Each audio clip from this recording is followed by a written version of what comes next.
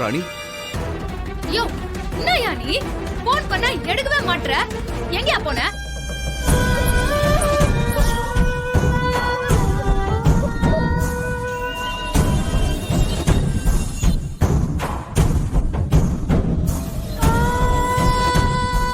ராணி நான் சொல்றது கொஞ்சம் கவனமா கேளு. என்ன சொல்ல போற நீ?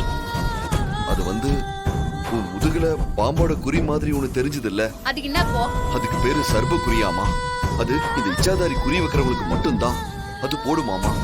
அந்த குறி போட்ட 24 மணி நேரத்துக்குள்ள அந்த குறி இருக்கிறவங்கள இச்சாதாரி பழி வாங்கியே தீரும்னு லேக்கா சொல்றாங்க.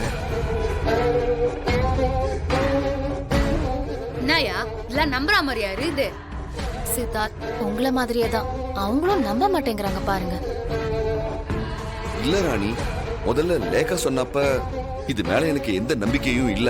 ஆனா இப்ப இவங்க திரும்ப திரும்ப அதை சொல்றத பாக்கும்போது உனக்கும் சரி வயித்துல இருக்கிற பாப்பாக்கும் சரி எந்த ஆபத்தும் வந்துடக்கூடாது அதானே? அதான் மூஞ்சிலியா எழுதி ஒட்டிக்குத.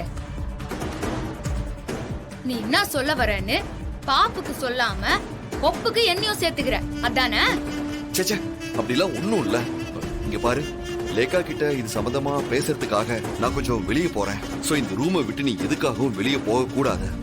நான் என்னத்துக்கு வெளியே போக கூடாது? ஐயோ ராணி, வெளியே போனா ஆபத்து. ஆமா ராணி, அந்த இச்சாதாரி சாதாரண பாம்பு இல்ல. எப்போ என்ன பண்ணுன்னே சொல்ல முடியாது. அது உங்க மேல கண்ணு வச்சிருக்கோன்னு தோணுது. இச்சாதாரியாவது குச்சாதாரியாவது யார் என்ன பண்ணாலும் சரி இந்த ராணியா அசையவே முடியாது. புரியுதா?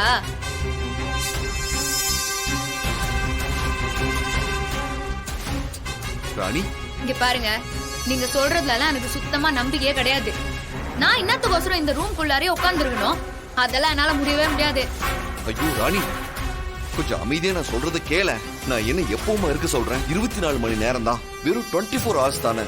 ப்ளீஸ், நான் வீட்ல இருக்க எல்லார்கிட்டயும் இத பத்தி இன்ஃபார்ம் பண்ணிடுறேன். சரியா? நான் கொஞ்சம் போயிட்டு வந்துடுறேன். யோ நீ எங்கயா கிளம்புற?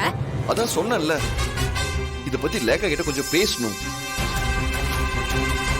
இத பாரியா, நீ வெளிய போனா நானும் வருவேன். அவள்தான் சொல்லிட்டேன், நீயும் வெளிய போக கூடாது. என்ன இவ திரும்ப திரும்ப நம்ம வழியில குறுக்க வந்துகிட்டே இருக்கா? ராணி, நான் சொல்றத கொஞ்சம் புரிஞ்சுக்கோங்க. உங்க உயிருக்கு ஆபத்து ஏற்படாம இருக்கணும்னா சித்தார்த் வெளியில வந்துதான் ஆகணும். உங்களை காப்பாத்ததான் அவர் எல்லா ஏற்பாடும் பண்றாரு.